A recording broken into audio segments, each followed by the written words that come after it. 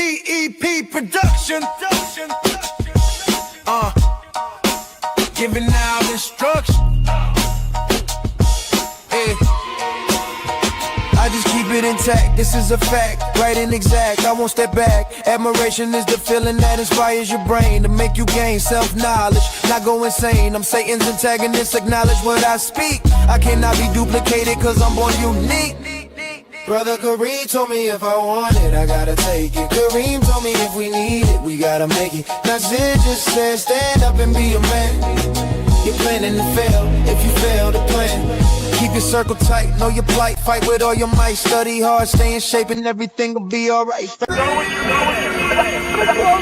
This beat is slapping, before I make it happen I just wanna ask, may I rise higher with fire, may brighter than may sharp lines, may climb and rhyme and may timing like sirens, may my thoughts may spray as I sway, may play with the day, may each bar may spark from the dark, may making the arc, may I shift, may gifted with riffs, may lifted no myth, may move clean, smooth in between, may carving out the scene, may words guide my glide as the tide, may ride on the inside, may minds free, may deep in the key, may shape in the sea, may I shine, may prime in my rhyme, may throw in the sign, may break norms, may storms in the red form, may lightning is born.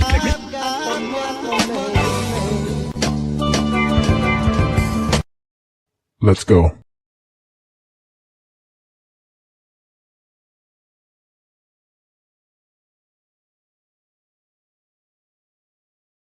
Get your copy of Fire. It's definitely a must-read. If you enjoy hood books, this one is it. Just like the title of the book, it's officially Fire. Get it on Amazon, paperback or Kindle.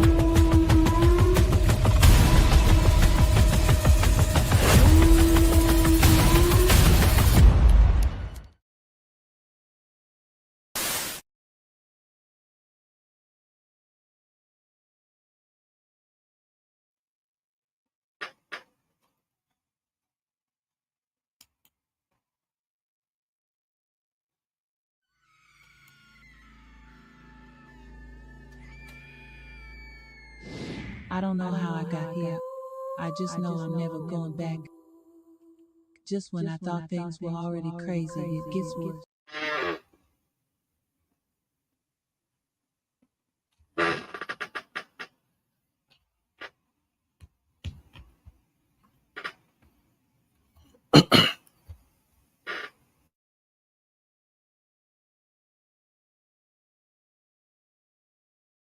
Peace.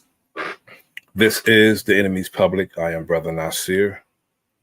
This evening, I want to discuss the truth about anti-Asian hate versus the hatred of Black Americans. Now, I know during COVID-19, they say that there was an uptick of violence against Asian people. And every time you've seen on the news, they always pointed the camera at us, our people, as if we are the main ones attacking Asians here in America. And that's far from the truth. Now, the news, in particular Fox News, and mostly all of mainstream news, when they report anti-hate violence on Asians, again, they always point the cameras and they always show some footage of one of us attacking Asians, when that's not the truth. We are the main, supporters of Asians businesses, and whether it's a Chinese restaurant, a beauty salon, or a nail salon, or a beauty supply store, or if they have a clothing store, we are the main ones shopping at those stores. You hardly see any other people who are patronizing Asians' businesses. You will not see any people shopping at Asians and patronizing their businesses more than our people. This is what I can understand, how Asians have so much disdain for us when we support their businesses more than anyone. How they look at us when we walk into their stores, following us around in the store, being rude to us in the store, in their store, when we're about to spend our money. Snatching your money out your hand when you're buying something, putting your change on the counter instead of giving it to you. Those type of things they do. Excuse me.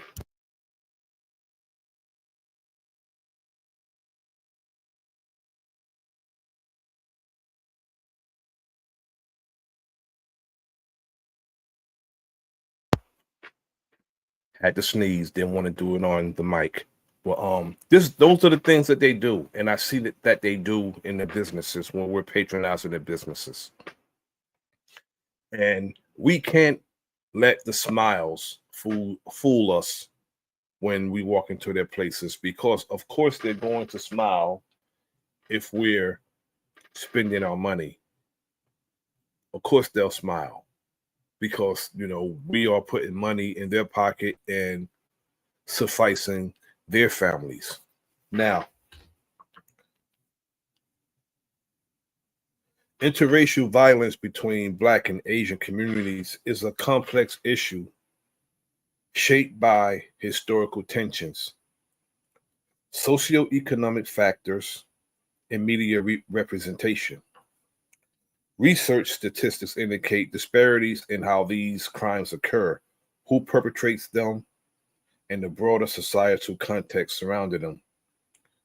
Data on interracial crime and violence. The Department of Justice statistics, according to the data from the Bureau of Justice Statistics, non-lethal violent crimes and homicides occur predominantly within the same race.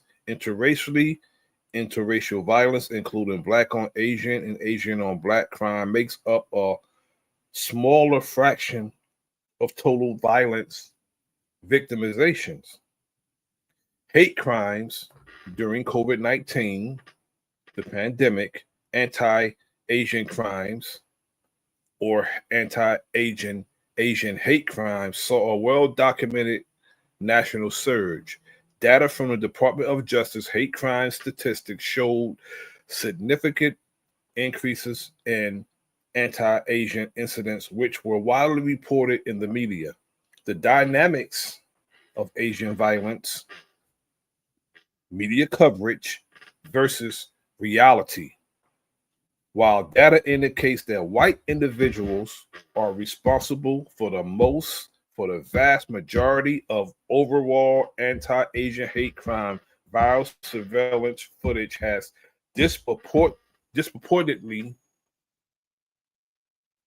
highlighted Black perpetrators in urban areas. Disproportionately highlighted Black perpetrators in urban areas. Researchers from organizations like Asian Americans Advancing Justice note that this media coverage over representations often mask it masks the broader underlying issues of white supremacy and systemic xenophobia that drive anti-Asian biases. See, that's the trick bag. They want to say that they're going to sign a bill into law because Black people are attacking Asians when that's far from the truth. The people who attack Asians and telling them to go back to their country and attacking Asians physically and violently are white people. But they want, like they do everything, they want to blame it on us and put it on us. They want to use their propaganda machines and show off time old footage we have gotten into it with Asian people, because Asian people can be very disrespectful and rude to our people. And back at, I believe it was 92, the young sister in California, she was shot in her head over a bottle of juice. She was murdered over a bottle of juice. And the person who shot the sister in the head didn't do a day in prison, not one day. Now we have today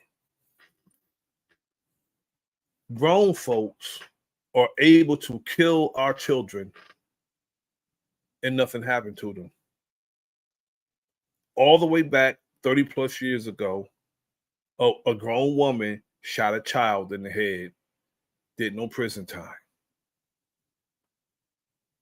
Trayvon Martin was 17, George Zimmerman 16.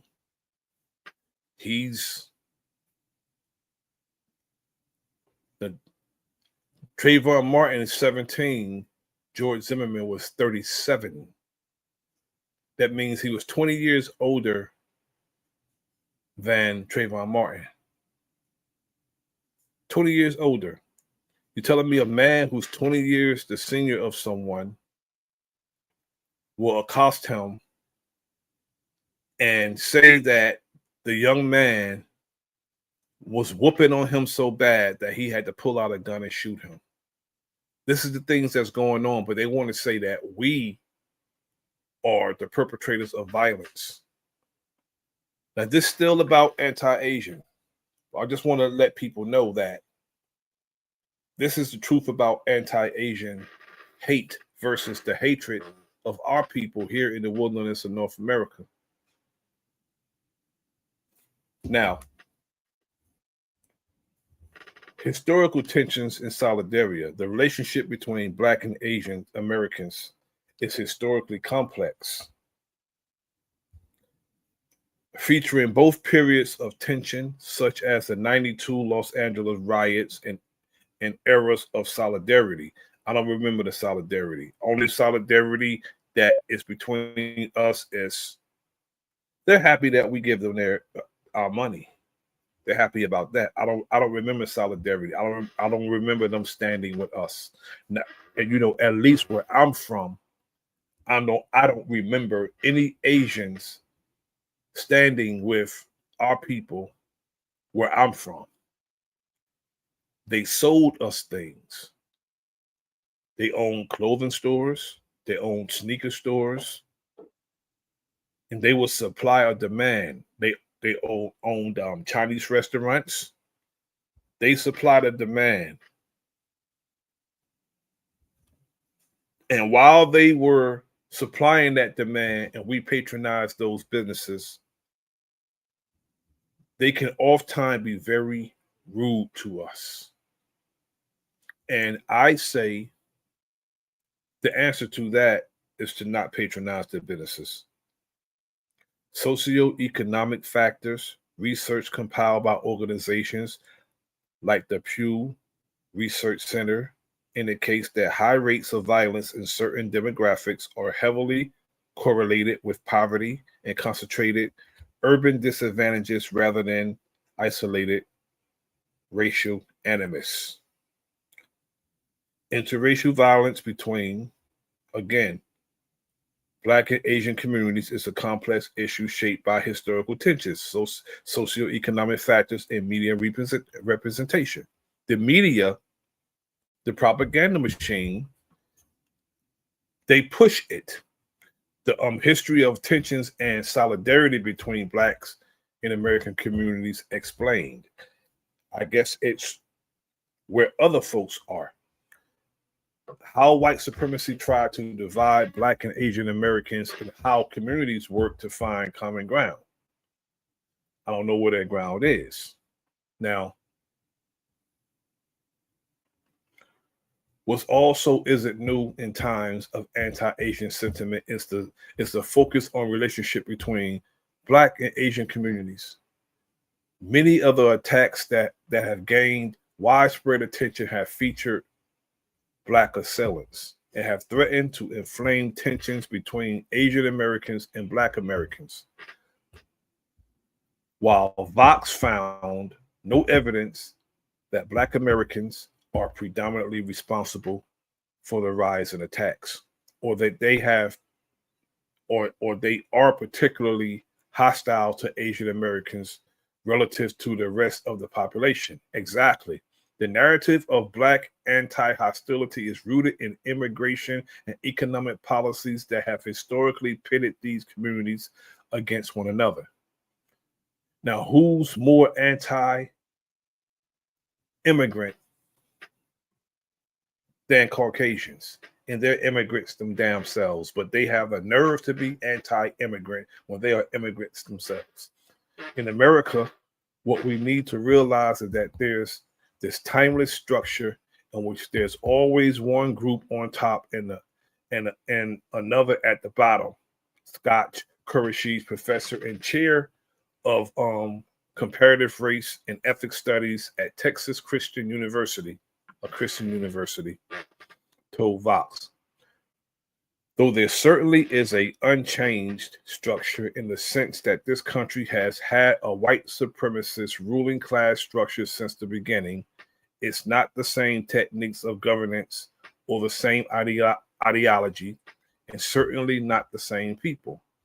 Ultimately, there is a failure to remember what got America to this place of racial hierarchies and lingering Black-Asian tensions. There's no lingering Black-Asian tensions. See, if there is a lingering Black-Asian tension, it's not us that's causing it. It's not. White supremacy is what created segregation, policing, and scarcity of resources in low-income neighborhoods, as well as the creation of the model minority myth, all of which has driven a wedge between Black and Asian communities. This has nothing to do, their white supremacy can cause a wedge between anyone, because if Caucasian people with their ideology, if they teach their ideology to any group that come here, I can understand what this is saying. If they teach their ideology to any group, that person becomes a white supremacist in their mind. If they teach their ideology to any group. Now,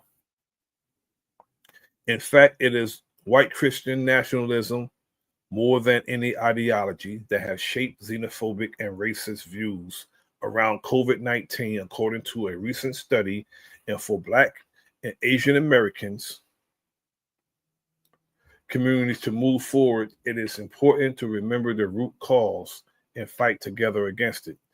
You know, when it comes to fighting, when it comes to any type of wedge between whatever people, you best believe they will be at the root of it. White people will be at the root of it. And they spare no expense at causing a wedge between any people that has a wedge between them. There's already a long history of Black Asian solidarity against oppression and structural racism. I don't know about that. People get angry because we say we're minding our business and we're delineated.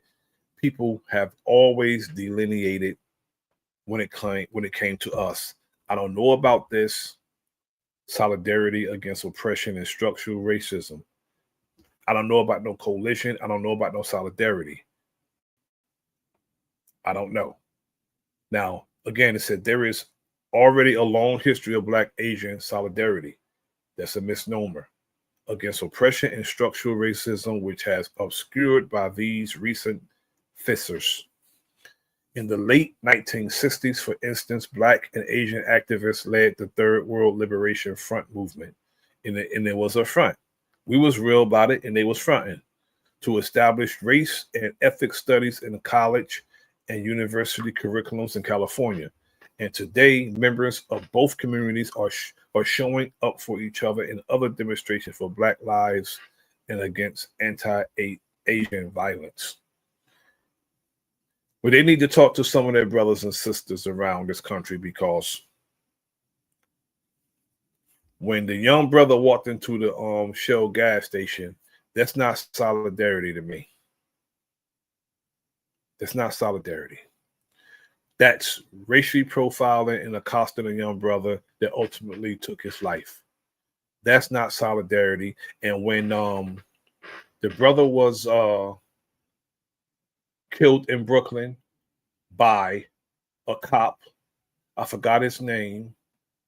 I know Akai Gurley was the brother's name, but the Asian cop shot indiscriminately inside a stairwell, and a brother was coming down the stairs, just happened to be taking the stairs, and this cop shot and killed Akai Gurley, and Asians stood with him. They stood with him. He shot and killed this brother, just shooting without looking indiscriminately into a stairwell, and hit the brother that was coming down the stairs, and the brother lost his life as a result of that shooting. And the Asians stood with him. Now, this is a moment for us to really tell the history, or tell that history, to share that not only have Asians and other immigrants and people of color been blamed and scapegoated, but there's also a history of our community mobilizing and demanding change and action, that we stood in solidarity together with other communities. Now, I'm not saying it's not true. It's just that I haven't experienced that. I just haven't experienced it. No, I just didn't. It's not something that I experienced. Now, I'm going to share my screen and get into these videos.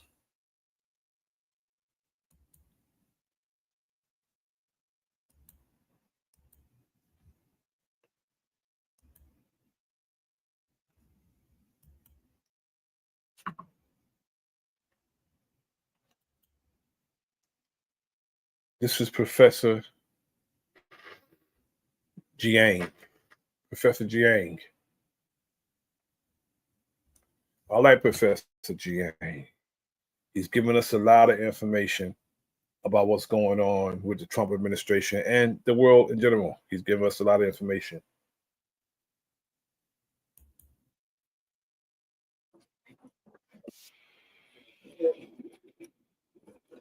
Constitutionally illegal. It's not. The president now has emergency war powers, and so he can actually delay the election. My second prediction is Iran is not a forever war, and the United States will institute a national draft, meaning that if you're between 18 to 24 in America and you're male, you'll be automatically put into the draft system. And they just passed a law that says that starting December, you will be automatically registered. Which means you're obliged to go and fight. Exactly. Next, the world will move towards an AI surveillance state.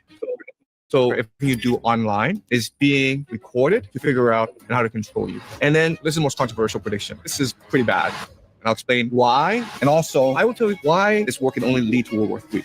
Why there's a very strong possibility that the American empire will collapse. And also, I'll show you what the Russians will do and how the private bankers are controlling you. I'm not owned by anybody. That's what you think. So let's talk about that. Yeah, that's crazy.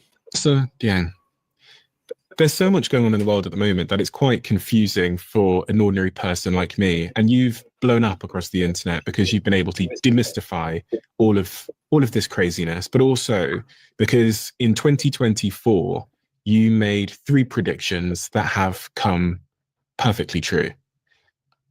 Some might say, unfortunately. Unfortunately, yes. What were those 3 predictions? My first prediction was that Trump would win in November 2024. Second prediction is that he would start a war against Iran. And the third prediction is that the United States would lose this war. And in losing this war, this would radically reshape the geopolitical landscape. How did you know that Trump would start a war with Iran? The simple answer is this. The United States, having invaded Iran, because it has no choice in the matter. If it were not to invade Iran, it would lose its empire. Its empire is based purely on the US dollar, the petrodollar, which is a Ponzi scheme. If it did not, and they have to get the natural resources of whatever country they seek to devour, which is why they went into Venezuela, which is why they're going into Greenland, and which is why in coalition with Israel, they're over in Iran, and that's to because they realize that they've been weighed in the balance. This country have been weighed in the balance and found wanting, and if they don't do something, it's a survival thing. It's really a survival thing when it comes to what they're doing. Not a survival to the point that we got to do this in order for us to live. No, survival means sustain. They're evil. They're wicked, and being controlling of and being a world empire, if you would. it did not invade Iran, then people would choose not to trade with it anymore. People would choose to not buy US treasuries. Why? For the longest time, this system worked fine. But then in February 2022, Russia invaded Ukraine. Yeah. Okay. That was not the issue. The issue was the American response. The American response was to sanction Russia and remove Russia from the SWIFT global payment system. It also ordered Europeans to freeze over $200 billion in Russian assets. And there's a problem. This very basis for having the US dollar as the global reserve currency is that it would remain politically neutral. The Americans guaranteed seamless, politically neutral international exchange. So if this trend continues, right, if you don't do anything about Russia, Russia would take over Ukraine. And Russia then would build an alliance with China and Iran. If you look at these three countries on a map, Russia, China, and Iran, this is the entire Asian continent. And then what they can do is this. They can say, okay, the United States is a bully. They force us to play by the rules. They get very angry if we don't play by the rules. So let's not play with the United States anymore. Let's just trade amongst ourselves. It's not the rules because these rules wasn't established by everyone involved. It's their rules. They want you to play by their rules, and they will make the rules up as they go. And if they find that you are winning with their rules, they will change the rules. That's how they do things. And then what they can do is they can build a Eurasian railway system connecting Russia, Iran, and China together. And then what this would do is negate American sea power because it's American ships that patrol and protect the oceans. And then what happened is the world, Europe, Middle East, Africa, India, East Asia, would look at this trading bloc and think to themselves, wow, these guys, the Russians, Iranians, and Chinese, they use gold as their medium of exchange. Gold is valuable. These promissory notes they give us is only to pay debts. It's written on the money, on the currency, and it's only a medium of exchange. It's a legal tender for all debts, public and private. It's a promissory note. It has no value, though we value, and a lot of us want a lot of it. And I'm saying us because I'm included. It does enable us to acquire things that we want and suffice us. Yet, when it comes to it being valuable like gold or silver or platinum, it's not. It's not. Now you see commercials that selling gold. They're encouraging people to sell gold. I remember about 20 years ago, Minister Abdul Kareem Muhammad told me that people are going to start buying gold again, and if you're smart, you will purchase some gold. He said, purchase some gold because that will be the medium of exchange in the future. Purchase gold and be mindful because people that's selling this gold, you know, on TV, the coins and the bars, just be sure that you're buying real gold and they're not selling you some fake stuff because they're making diamonds in labs and stuff now, and they're probably doing it with gold too. So we have to be mindful of the deceptive people that we're dealing with.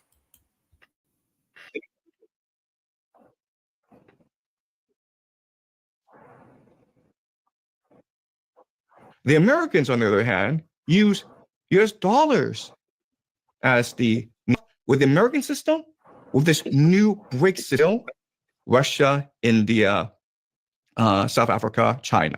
So am I right in thinking because Iran, Russia, and China were colluding, it threatened US dominance, which is driven by the world using the dollar as the primary currency for trading? That's correct. Okay, so they felt they needed to invade because then they can control more of the Middle East? Right. So by attacking Iran, certain things happen. Okay? The first thing that happened is that China is now cut off from Middle East energy. China receives anywhere between 50 to 6% of its energy needs from the Middle East, not just Iran, but also Qatar and Saudi Arabia. A lot of people say that China today, it's reliant on renewables, solar, wind, and that's true to a certain extent. Remember that China, it is an industrial powerhouse. So it needs energy from everywhere and everyone. So the fact that China is losing all this energy from the Middle East presents China with a long-term strategic vulnerability. And that's the first thing that happens. Second thing that happens is that Europe is in a lot of trouble. Because remember, because of Russia's invasion of Ukraine, Russian energy was sanctioned. And so Europe relied more on the Middle East for its energy needs, especially Qatar. And now Europe has lost all of this oil. Then you have Japan and South Korea. These two powerful East Asian economies are also reliant on the Middle East for its energy. So now the question is, if you're not getting your energy from the Middle East, where can you get your energy from? And there's only two answers, either Russia or the United States. Russia is at war. And what's happening is the Ukrainian drones are attacking Russian oil refineries and export hubs. So the world in the short term has no choice but to look to America for its energy needs. And what did Trump do recently? He took over Venezuela, which has the world's. It's not like the United States is a provider. United States is the big bully. They are the Goliath of the earth. And whatever they have, it's not going to, and whether they share or whatever they sell, it's not going to, they just don't do things fair. They make rules just to, just to break them. But they expect the rest of the world to they do it foreign and domestic. And then they'll say people don't like the United States because the United States is better or the United States is great. And, if you're going to use great, just be mindful of what great means, because when it comes to great, the only thing that's in scripture that is actually good when it comes to being great is the creator himself. Everything else that's referred to as great is evil as hell. Evil. greatest oil reserves. He's threatening Canada. He's threatening Greenland, Mexico, Colombia. If Trump controls the entire Western Hemisphere, the entire world. That's what Trump wants to do. Trump wants to control the total Western Hemisphere, and Netanyahu want the region he's in. And they're working in coalition to achieve that. They're going around threatening everybody. Just make a threat. If you don't do this, that's what a coward does. A straight coward that's not going to be the one who do it and who's incapable of doing it. Or use the strength of a young person who's patriotic and think they're fighting for democracy when we get robbed of it right in our face in this country. They want to establish democracy in other nations. If you are establishing democracy in other nations, that's not democracy. Because if it's the rule of the people in that nation, that's their democracy. So you can't go to another nation and say you're establishing democracy. That makes no sense to me, because if the people want to live like that in their country, that is their democracy. If you go over there establishing what we have here over there, that's a dictatorship. It's not a democracy.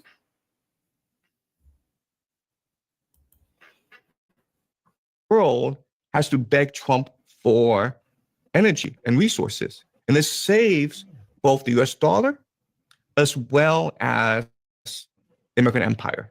So as part of your prediction in 2024, I believe it was, you said that the US would lose this war. Right. Why did you predict that the US will lose this war with Iran? Because the American society does not have the political will, does not have the manufacturing capacity, and does not have the risk tolerance to fight this war in Iran. Basically, America wants to fight this war as cheaply, as easily, and as quickly as possible, right? So the United States didn't anticipate having this much trouble with Iran. They thought they was going to run through Iran and just beat them up, like the bully they are. But they're having a hard time over there. And winning a war is not about the brute and how much you can blow up. That's not about how you win a war. You can win it like that, but when you have somebody who knew you was coming for them and was anticipating it, they're going to strategize on every move that you make if they see you coming for them. The United States talk about, okay, it's been a 47-year, rift between Iran and the United States. Salute to my brother Max V. Salute family. But I was around in 1979. I remember when they held the hostages over in Iran, in the American embassy in Iran. Iran can't have an embassy here, but United States, they set up shop wherever they go. So if conflicts start, they're already there. That's how they do things. Now, they held the hostages for, I believe, damn near a whole year. And when Ronald Reagan was inaugurated, that's when they released the hostages. But I'm going to say one thing. All the brothers and sisters that was there, Iran let them go and kept the invaders, the colonizers, as so to speak. He kept them. And because that happened 47 years, but Iran has been quiet. Just like George W. Bush knew that Iraq didn't have weapons of mass destruction, Donald Trump and Benjamin Netanyahu know Iran didn't have weapons of mass destruction, nuclear weapons in particular. But just say, why would you be worried about somebody developing something that you have. I don't see a bigger threat to the world's safety than the two nations that's attacking Iran. I don't see a bigger threat to world safety, because if Iran is incapable of destroying the world on a massive scale, and the United States and Israel is, and they are warmongers, bombing things indiscriminately, not caring who they kill, who's the bigger threat? Who's the bigger threat? I'm not some blind patriotic fool. I know, I think objectively, and when I see something I don't like, I speak about it. Iran was not thinking about doing anything to the United States, saying they're going to attack. Of course, if you attack me, I'm going to fight you back. And that's the problem. They want to attack people and take away the ability for them to fight you back. That's what you call a bully. That's what you call a coward. The main objective is Iran not being able to develop a nuclear weapon. But how many bombs do the United States have? How many bombs do Israel have? And Iran allowed the inspectors in, just like Iraq did, allowed the inspectors in to inspect their nuclear plants, to inspect their weapons. They allowed them in. Both of these nations allowed the inspectors in, the international inspectors to come in.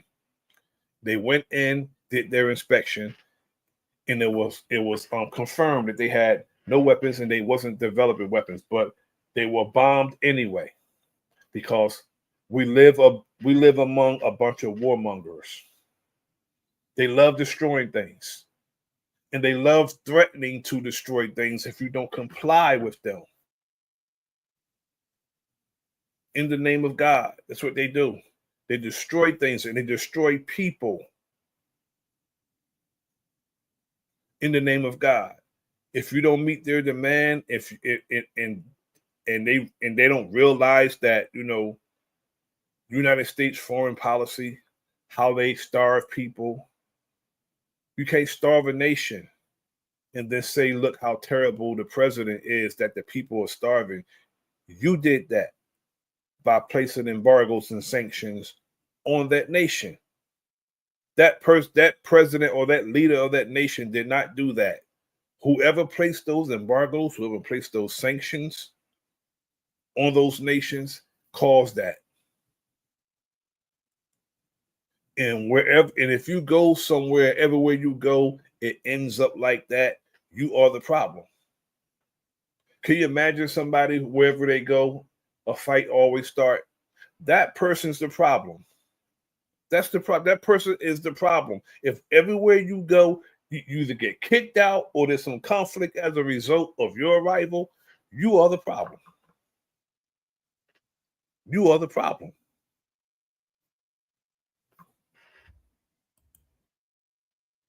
Trump really thought that if I sent my airplanes to strike Tehran and kill the Ayatollah, they would just surrender. That was like literally his plan going into this war. He paid no attention to the culture.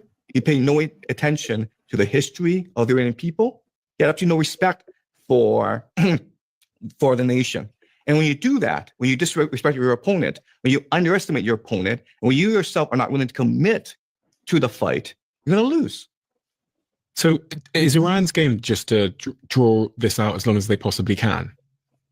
How are they, because he's taken out the leaders. And then do you also think that Trump thought that if I just bomb the leader, then everything will sort of regenerate itself and we'll be fine?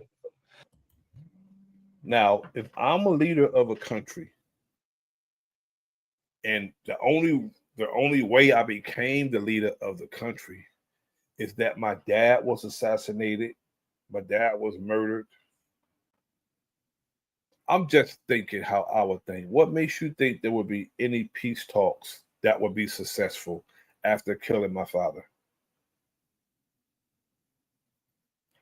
I'm just saying, if I'm going to say this, if I'm that leader and you killed my father, it can't be peace while I'm alive. Not while I'm alive. There'll never be peace if you killed my father, especially if you killed my father in a conflict you started while we was negotiating peace. So now you want to negotiate peace after killing my father? There will never be peace if you killed my father. Not as long as I'm alive. They were negotiating peace. And while they was negotiating peace, I don't understand because Iran been quiet for a long time. For a long time. Last time Iran had conflict, it was with its neighbor, Iraq. And guess who? And guess who furnished the weapons on both sides? Guess who gave Iran weapons and Iraq weapons to kill each other? The same one who put weapons in the inner city. The same ones who put weapons in the inner city. The same one who put drugs in our community. The same ones supplied those weapons to Iraq and Iran. The so-called peacemakers of the world, but wherever they go is conflict. What was the sort of fundamental misunderstanding? There's a lot of confusion as to how this war started. Even today, no one actually knows how this war started. But I think that Trump, given his personality, even with the Asians and black people, they're behind that. They push this propaganda on how we are, and the ignorant among these other groups believe it, and they start treating us a certain way. But we gotta understand that people who come here want to align themselves with those who they perceive as winning. And if you come here and you want your social status to be white, membership has its privileges. They come here to become white. And regardless of what nation you come to, they could come here. That's why they say the American dream. They could come here and they could put their social status on the census being white. And membership has its privileges. he was convinced that if he killed the leadership of Iran, then they would have no choice but to surrender. And his proof of concept was, of course, on January 3rd of this year, Delta Force went into Venezuela, kidnapped Maduro, and they completely surrendered. So in Trump's mind, he wanted to replay the Venezuela scenario. And he didn't realize that Iran is fundamentally different from Venezuela. The short answer is they was warned about going into Iran several times by the Honorable Minister Louis Farrakhan. Farrakhan told them, Iran is not Iraq. You will not be able to go over into Iran and do what you did in Iraq. They're two different countries there. I know they're neighbors in close proximity. You can walk from one side to the other, but Iran is not Iraq. He told them that several times. You go there, you're not going to be able to come out of there. You're going to be trapped. He is a reality TV star. He thinks in terms of optics. He doesn't think in terms of like geopolitical strategy. The long answer is that the American military has become a very corrupt and insular institution that is trying to generate as much congressional funding as possible in order to fund the military-industrial complex. Did he think that he was going to bomb Iran, the people would rise up, they would elect a new government, and that would be that? He used a prehistoric bullshit-ass template thinking that he's going to do the same thing that George W. Bush did. He thought that was going to happen. And Donald Trump, He's not the sharpest knife in the drawer. He's not at all. As a matter of fact, if there's a butter knife in the drawer, he's not even that sharp. He's as dumb as they come, and the only thing he's good at doing is stealing and lying. That's it. If you're not stealing and lying, he's out of his league. And then he could control Iran. That's exactly what he thought. So what I want to do now is go to the map. Okay. All right. Go ahead. And show you what he got wrong. Okay. All right. So this is a map of the Middle East. And the first thing to notice about this map is the topography. What does that mean? How many mountains you have. So this is what's really interesting is that the topography between Iraq. Milestone thoughts. Salute, brother. Salute. Thanks for joining me. And Iran are completely different. And this is important because in 2003, the Americans invaded Iraq and they won the war in about 2 weeks. And the reason why they won the war is the Americans practiced something called shock and awe. And the idea of shock and awe is that it is a military strategy that believes that if you cut off the head of the snake will die. A decapitation strike. And so what they did was they went into... Yeah, Trump tried to do the same thing in Iran, trying to be this wartime president, this tough guy, making threats all over the place. So that's the only thing that a tyrant coward can do when they can't get somebody to comply with them, is to threaten them. And everybody don't care about your threats. It's people that if you threaten them, they're going to tell you to bring it. And it's some that if you threaten, they're going to see what you got. They're going to see what you got right after you threaten them. They're going to see what you got. Everybody is not afraid. And then you got some people who are really patriotic when it comes to their nation. Not saying that American soldiers are not patriotic because they're over, in Iraq fighting, being economic hitmen. That's what they're really doing, being economic hitmen. But if they were really patriotic, if they were really patriots, they would disobey unlawful orders. If that shit is against the Geneva Convention, if that shit don't make no sense, if you want me to, bomb a village and I know men, women, and children down there, you got to say, no, sir, I'm not doing that. That's what a patriot would do. A patriot would not do anything that they're told, and it's against the rules of the Geneva Convention or the rules of engagement when it comes to war. That's why they was brought forth. They might as well just scrap the Geneva Convention, just scrap it, because nobody adheres to it. Well, at least the United States and Israel don't. They don't adhere to it. They don't.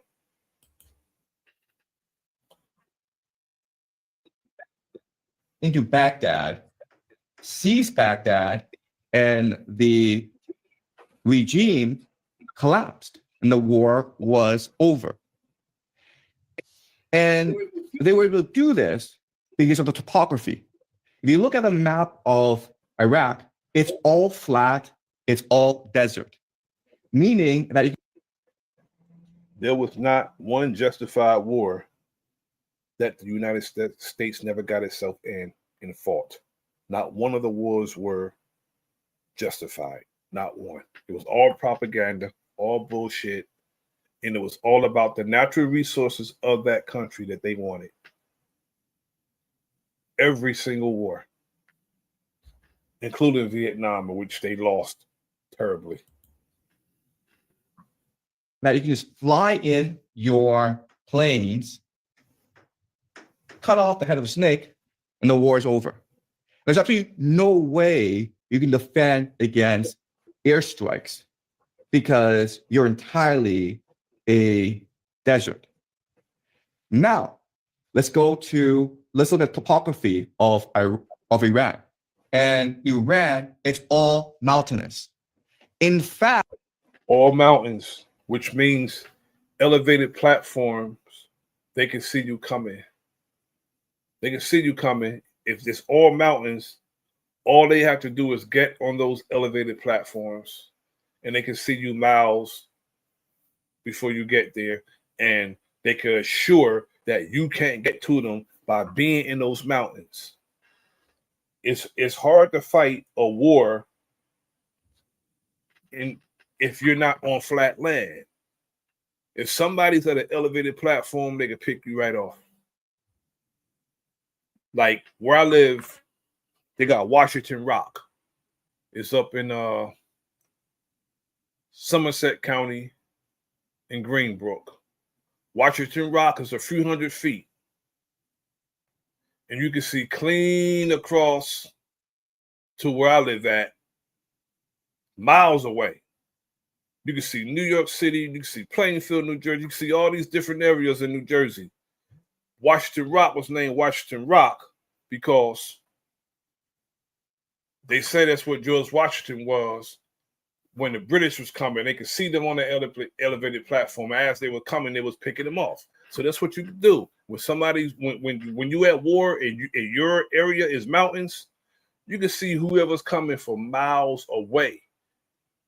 I used to go to Washington Rock all the time because you can see just how close proximity in the air that these places you take 40 minutes to half hour to go to, but in the air, they're real close. Highways make it, time consuming to get to. But in the air, if I flew from my city to New York in the air, like in a helicopter, 5-10 minutes. On the turnpike, 45 minutes to an hour. But I can see it in the air from where I'm at. That's how important of being in the fact, you can make the argument that Iran is a fortress. Okay. And so the first the entire Iran, most of it is a fortress. And if there's a ground conflict, it's going to be very difficult. I don't care what kind of weapons you have. You're going to have to come up there to achieve that. That's what you're going to have to do. It's not like flat like Iraq. Iraq is flat. Iran is a fortress. Like the professor said, it's a fortress. first thing is that Iran can choose to fight a war of attrition. What's a war of attrition? A war of attrition is a game of uncle. What's that? Right. A game of uncle is where we don't have enough power to destroy each other. So what we try to do is we try to create pain points, leverage points to force you to submit, to cry uncle. Right. So because Iran is too large. And really, Donald Trump he really wants to cry uncle, but he just so, he just don't want to look like the coward that he is. He just don't want to look like the coward he is. They're having a hard time. And you see this, they're just not running through the Strait of Hormuz. They're not just running through the Strait. And when a small country like that tell you that the peace negotiations is off, that means they're not scared. And bring it. That's what that means. Bring it. Whatever you're going to do, bring it. They're not scared over there. You're telling them to bring it. We don't want to negotiate. And they're putting demands. This is what we want. You want this? Okay, we want this. It's going to be tit for tat. You want this? We want this. You're not going to tell me what I can and cannot do as a nation. And I will feel the same way as a ruler, president, whatever of a nation. You're not telling me what I can't do and what I can't have, especially if you have it. Nope. Deal's off. If you have it, I want to enable myself to protect my nation also. You will not be able to just run over here. As a matter of fact, I don't want no embassies in my land. It wouldn't be no embassies in my land if I ran a nation.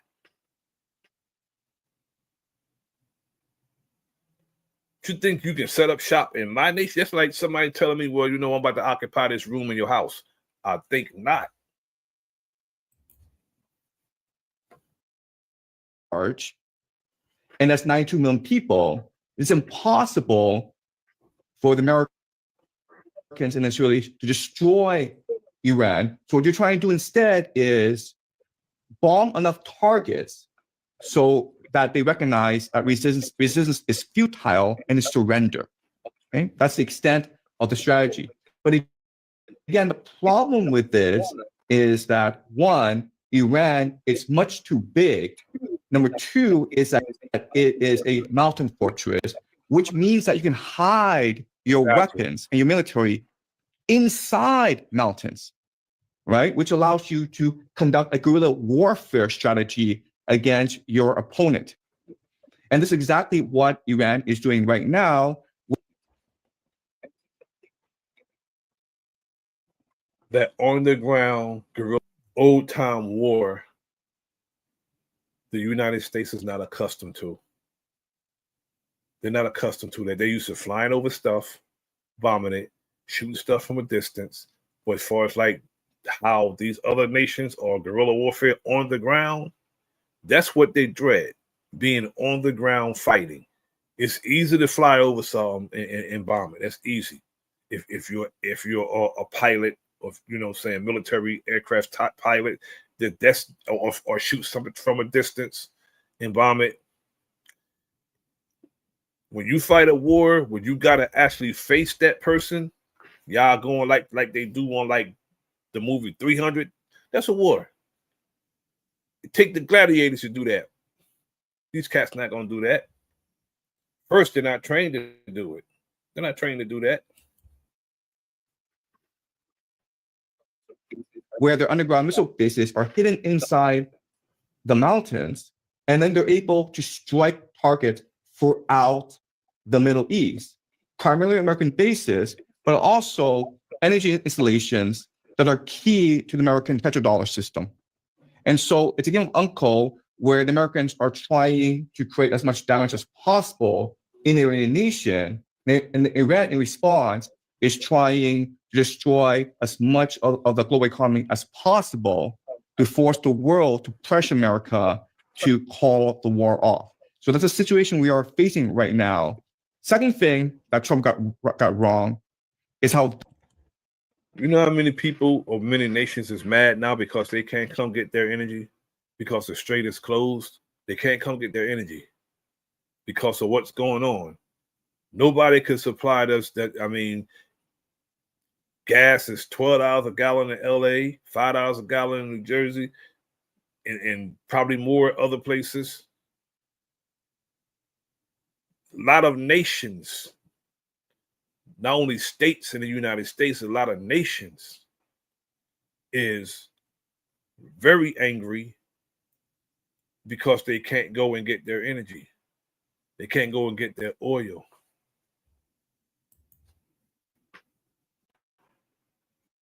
How vulnerable the global economy is, because the Iranians control something called the Strait of Hormuz. Okay, and as you can see on this map, the Strait of Hormuz, it's a very, very narrow piece of land. It's only about 33 kilometers across. You can actually swim across the Strait of Hormuz. Okay, and why this is important is that GCC exports 20% of the world's energy. The G what? The Gulf Cooperative Council. Okay, so the Gulf Cooperative Council are certain nations in the Middle East that align politically. So they include Qatar, Saudi Arabia, the UAE, Oman, Bahrain, Kuwait. They've been exporting energy, but not just energy, but also a lot of byproducts of energy production, including fertilizer, to the world, primarily East Asia and India. In return, they've been. This is what it's all about. And this is typical, very typical, you know, Caucasian sentiments. They want to be able to do what Iran is doing. Have all that energy and have all those natural resources and be able to be the man. And when you have somebody who's greedy and want to be, run the nation like he run one of his many failed businesses, this is what you get. This is what you get.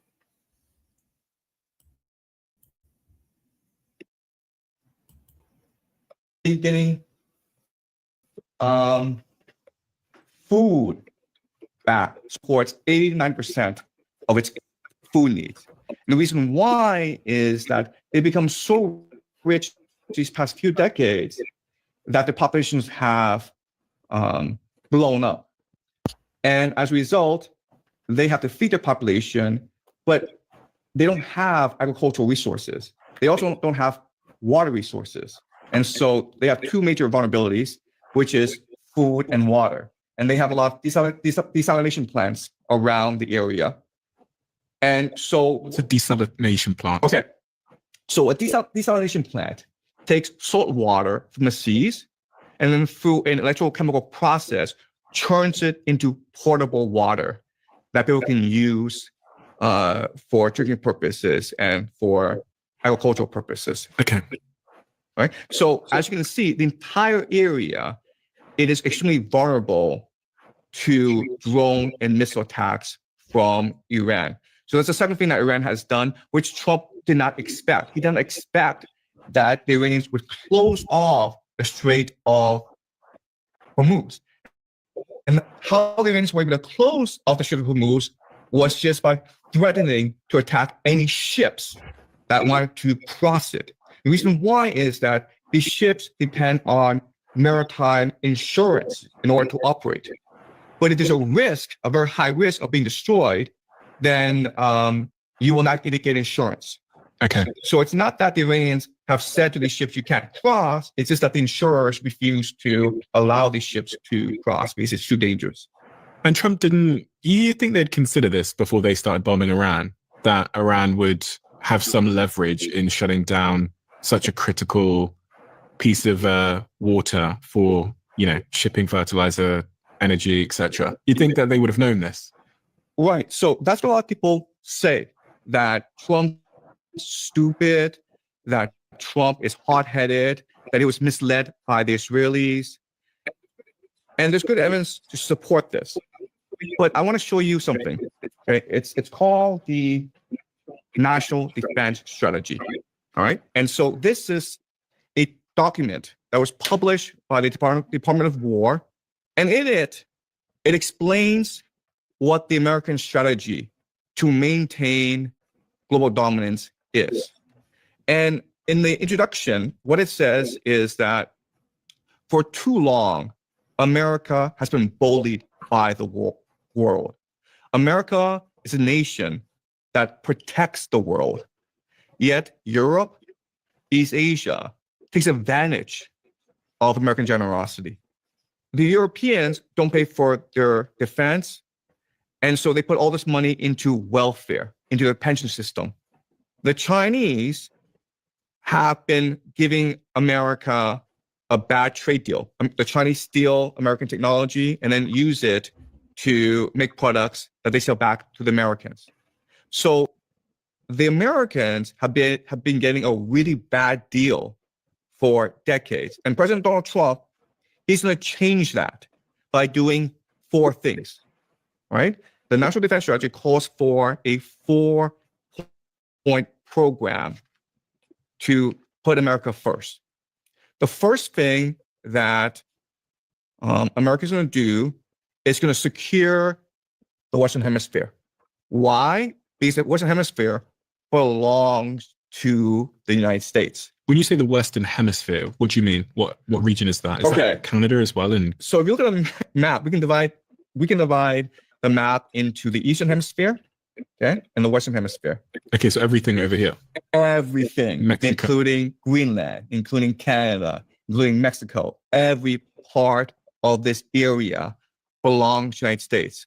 Therefore, you cannot trade with any of these countries without American permission, without paying a tribute to the Americans. And this is why that the Americans have parked 1/3 of their naval assets in the Caribbean today. It's to tell the Chinese and the Russians, back off. If you want to come here, you either pay a tribute or you'll be attacked. Okay, that's a first point of this strategy. Mhm. The Western Hemisphere belongs to America, something that they call the Monroe Doctrine, okay, which is Trump's corollary to the Monroe Doctrine. And so that's point one. Point two is that America wants to reimagine its relationship with its allies. Basically, NATO needs to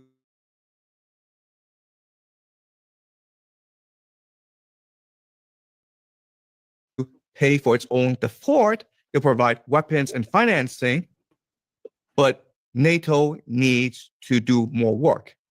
And in East Asia, South Korea and Japan need to do a better job of keeping China in check. Okay, that's point two. Point three is specific to China.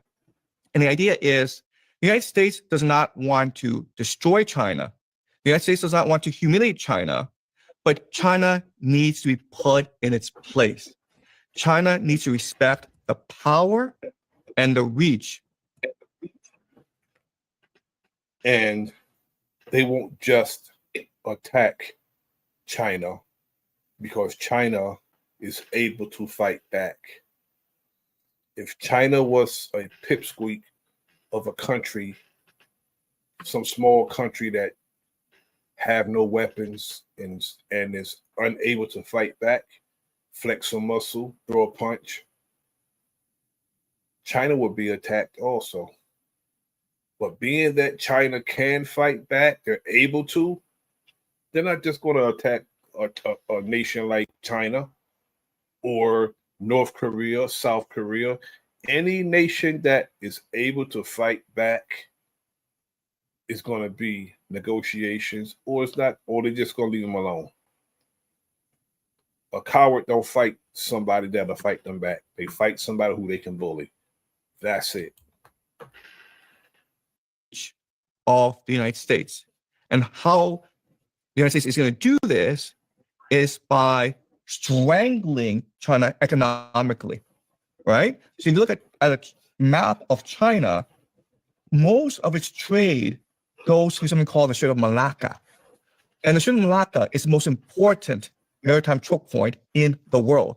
All America has to do is park naval carriers inside the Strait of Malacca, and China will lose 90% of its energy exports. But if they parked them there, China would still go through, no? No, because you have to go through the Strait of Malacca. So America has something called the first island chain. Okay, and the first island chain prevents China from reaching the Pacific Ocean. The first island chain includes South Korea, Japan, Taiwan, the Philippines, and Malaysia. That blocks China from reaching out into the Pacific. Mhm. So in order for it to access trade, it has to go through the Strait of Malacca. And through the Strait of Malacca, it can access India, Africa, and the Middle East. Okay. Right? And so by positioning naval carriers inside the Strait of Malacca, it creates a blockade, and China would have to pay a toll in order to access the Strait of Malacca. And the fourth one? And the fourth one is to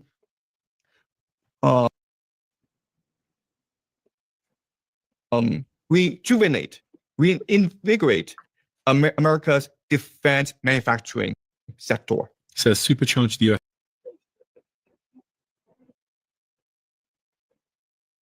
I know that they hate the Trump administration, Donald Trump hate the fact that tolls are being paid to go through the Strait of Hormuz in the millions, costing $2 and $3 million just to sail through there to come and get their energy. They're getting hundreds of barrels of oil They got to pay that fee. They got to pay that toll.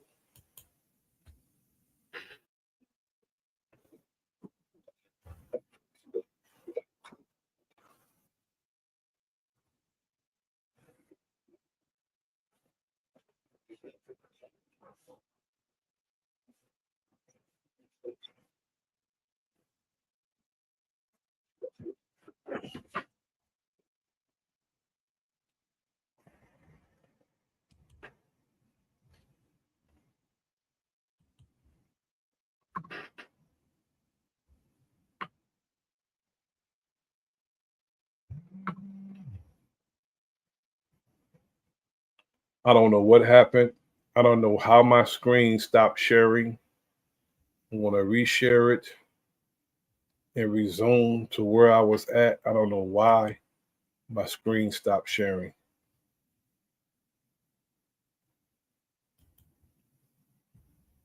I don't know what happened with that.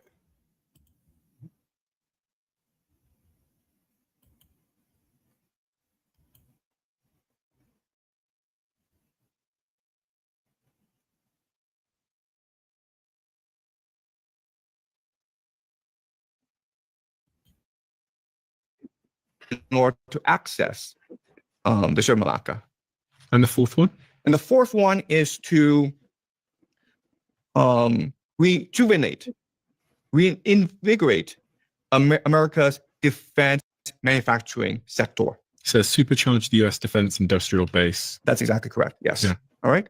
So what this means is that the Pentagon a few weeks ago went to Detroit and talked to Ford and General Motors and said, you know what, because of this war in Iran, we might need you to stop making cars and start making more munitions and drones. How do you know they said that? They published it. They published it, yes. Really? Yes. So the United States went to Forbes and GM and said, we might need you to start making weapons with your factories. Yes, and they're happy doing this because the profit margins are much greater for weapons than for cars. This is the Pentagon, so you can charge them as much as you want, and they'll pay for it. Whereas you make cars, it's for the consumer market, and they may not buy your cars, right? So you're like Ford or General Motors, the best deal in the world is to go make weapons for the Pentagon to fight these wars in the Middle East that can go on for forever. So we're in a situation where, okay, look, if you read the news, if you talk to a lot of people, Trump's an idiot, and this war in Iran makes no sense at all. And that's the truth. Prices was going up as if things wasn't already bad with the prices of food, gas, and amenities that, suffice people every day. And to get into a long-standing war is stupid, because all it's going to do is to be a hindrance to people's everyday lives. And telling people to hold on is not going to suffice them, because certain people don't have to worry about how much gas costs, how much food costs, because we're paying for it for them. Donald Trump's getting a free ride. The money that he's being paid per year as president, he don't spend that money. That money's in escrow somewhere. We pay. And he have a nerve to, when he go abroad, what he do is, when he travel with Secret Service, he will have Secret Service. Secret Service have a $250 a night stipend for hotel rooms. He will have the Secret Service men stay at one of his hotels in the rooms of $1,500 a night, $1,200 a night. And then he'll charge his room. Donald Trump will charge his room to the United States when it's his hotel, but he'll charge it to us. He'll charge it to us. That's what he does. And I'm telling you, if I was Secret Service and he want me to stay at his hotel, he would have to stay with a hotel according to my stipend. Period. You think you're too good for it? You're gonna have to stay at your hotel. I'm gonna stay at mine, but I'm not gonna be paying $1,200 or $1,500 a night at your hotel that you're charging me for, And then you're charging the people, the taxpayers, for your room in your own hotel. And he's staying there. But then if you just read the National Defense Strategy that is on the Department of War website, and anyone can go there and download it for free and read it themselves, it's a very clear roadmap of what America needs to do in order to maintain imperial hegemony. And so let's just summarize the major points. The first major point is to maintain control over the Western Hemisphere and create a fortress America. Which is why he invaded Venezuela, and he says he's going to invade Cuba. Exactly. And also Greenland. Look at all the countries that he's named over the past year. Greenland, Canada, Mexico, Venezuela, Cuba. He said he wants to take all of that. So what Professor Jang is saying is correct. That's the entire Western Hemisphere, from Canada all the way down to South America. Cuba, Colombia, Nicaragua, Honduras. It's all the Western Hemisphere, right? And they're all together. Second point is to create divide and rule all around the world.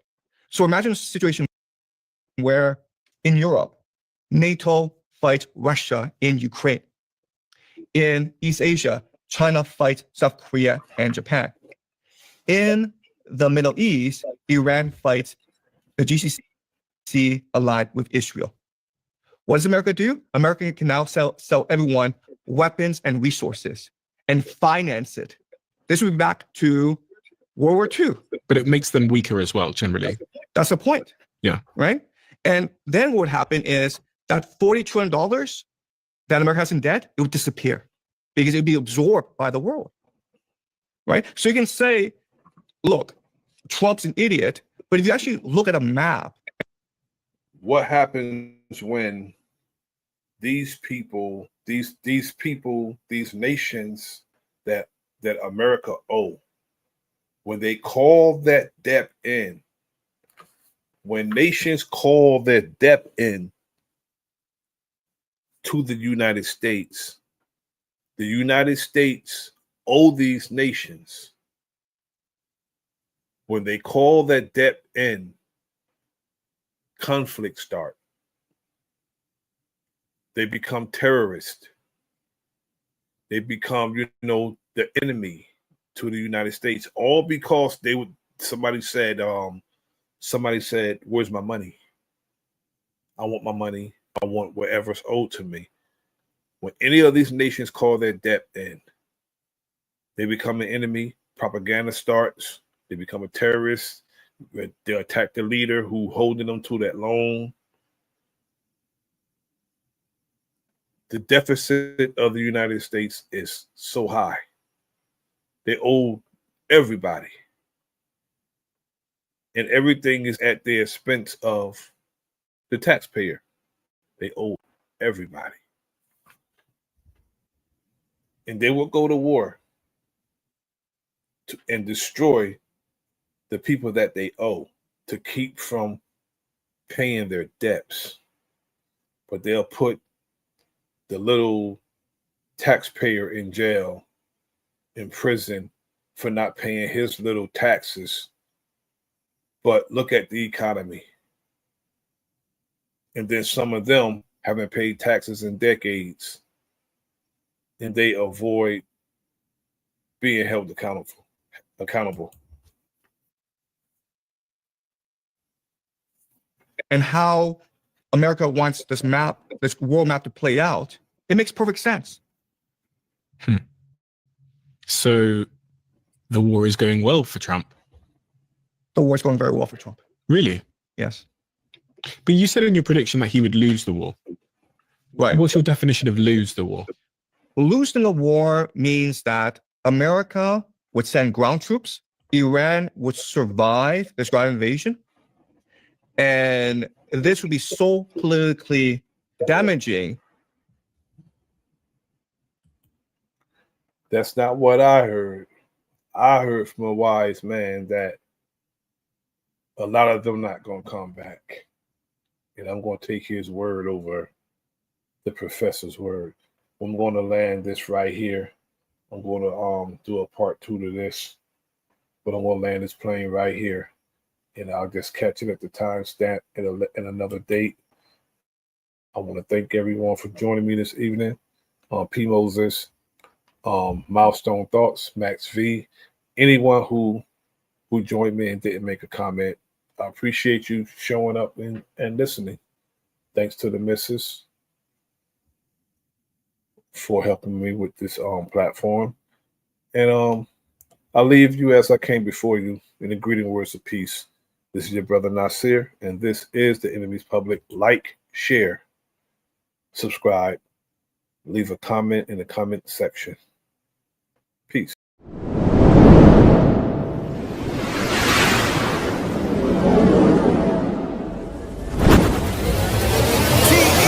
Production. Giving out instruction. Yeah. I just keep it intact, this is a fact, right and exact, I won't step back. Admiration is the feeling that inspires your brain to make you gain self-knowledge, not go insane.